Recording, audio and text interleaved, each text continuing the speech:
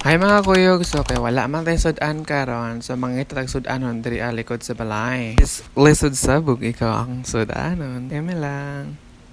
Bitaw mga kakuyog, ang atong target karon na kwaon atong sudanon kay ang puso ng saging ha. Puso ng saging. So ikapila pa man dyan duslak para mahagbong ni. Sa wakas, nahalubong ra jud. So mo ni ang pinaka-advantage yun no pag dito ta magpuyo sa bukid. Eh kung wa tayo sudan, pwede dito ta manguha sa atong mga kilid-kilid.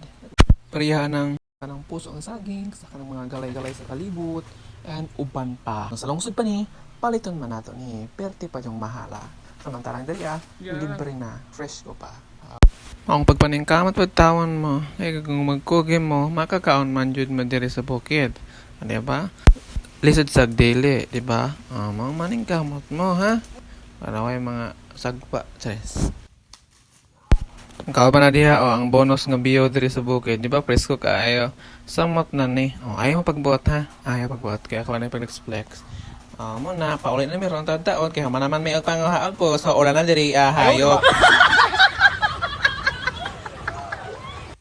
Amo na lang ni mga kuyog among tiwason nun og sungkit. Muna katulong nga puso nga among kaon ron para at least po daghan po natong makuha ba og masudan po until panihapon. Kaya unsa na bay orasa po doon no? Ano ato na lang isabay bitaw to paniadto panihapon. Para sa aning sabay diet ba dalapas mo. Yun.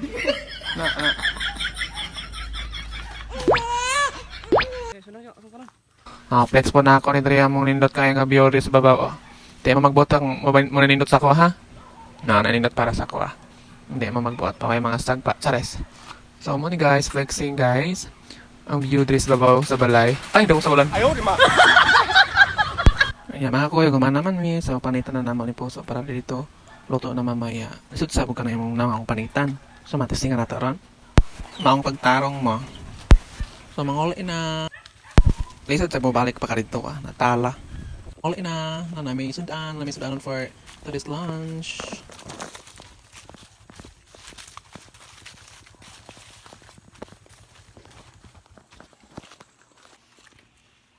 2,000 years later.